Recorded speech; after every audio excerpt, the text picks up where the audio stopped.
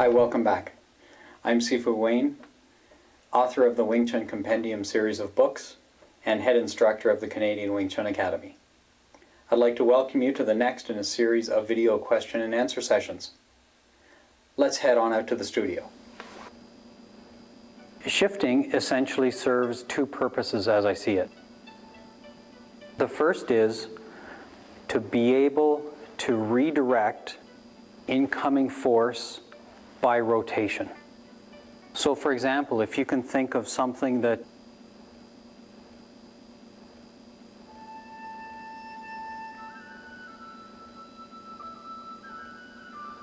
you have something that rotates. If there's an incoming force, you want it to act so that the force gets redirected. Kind of like a log in water. You push on it, it doesn't take the force, it rolls or it redirects so that the force can be dissipated. The second purpose of shifting, as I see it, is to be able to stay square or facing an opponent. So if I'm standing here and my opponent goes over there, I want to be able to shift or rotate so I can stay square to them. So both of my hands can be used equally, are the same distance from the opponent, so they can both strike or block and strike. In order to accomplish this, we keep our foundation on our heel. We rotate on our heels.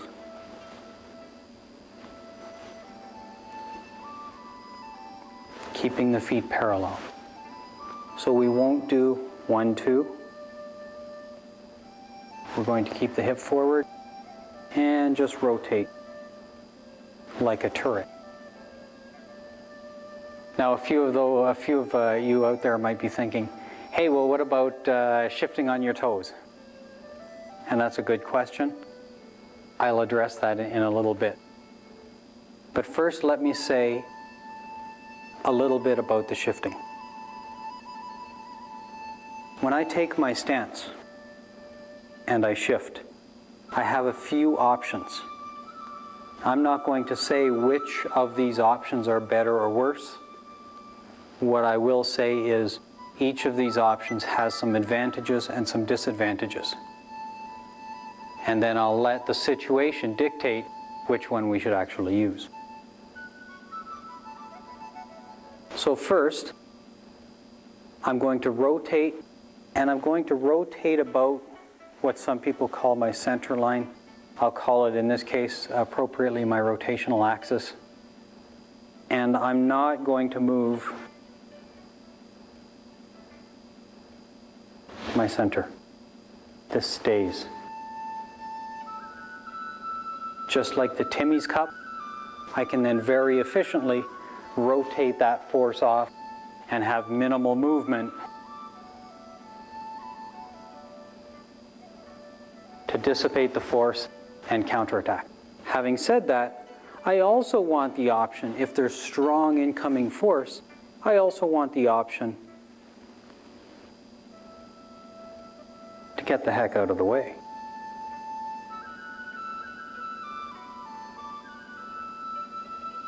Now, when I rotate this way and keep my rotational axis in the same place, I get to keep both my heels in the same spot with the same amount of pressure. Keeps me well rooted. When I move my rotational axis to the side, by moving my rotational axis, I introduce additional movement into the technique. Anytime I introduce additional movement into a technique, there's opportunity for an opponent to detect that additional movement and keep me moving in the direction I'm going by charging. So when I start to go this way, it's possible an opponent will charge me and keep me going this way. So most martial arts feel that the heel, including us, feel that the heel is the source of power or the source of rootedness. So when they step, they'll step and be sure to keep the heel down because a raised heel has reduced power. We keep that in play. We use that concept when we shift.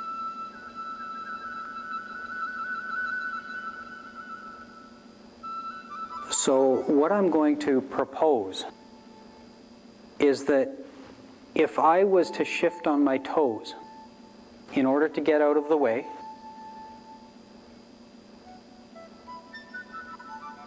I'm going to propose that what I do is actually uproot myself. I kind of take a mini step.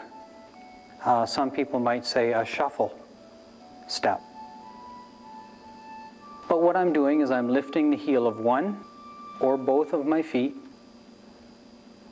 in order to get into a different position. By lifting my heels, a lot of people believe I'm lifting my root, so I'm becoming unrooted, and I'm therefore susceptible to being charged and thrown or beat up, otherwise beat up.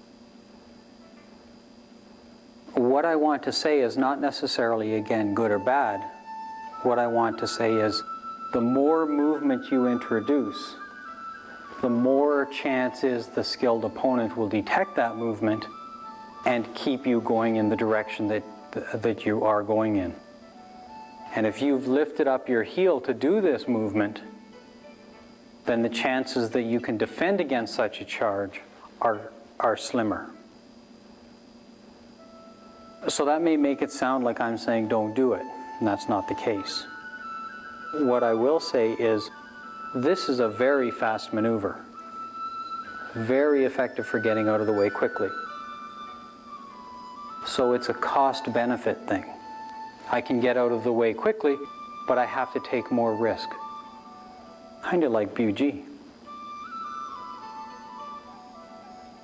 Thank you very much for listening, spending the time with me again this week. Next week I have absolutely no idea what I'm going to talk about, so please send in some suggestions to me. Until then, thank you very much. Have a great week. Bye for now.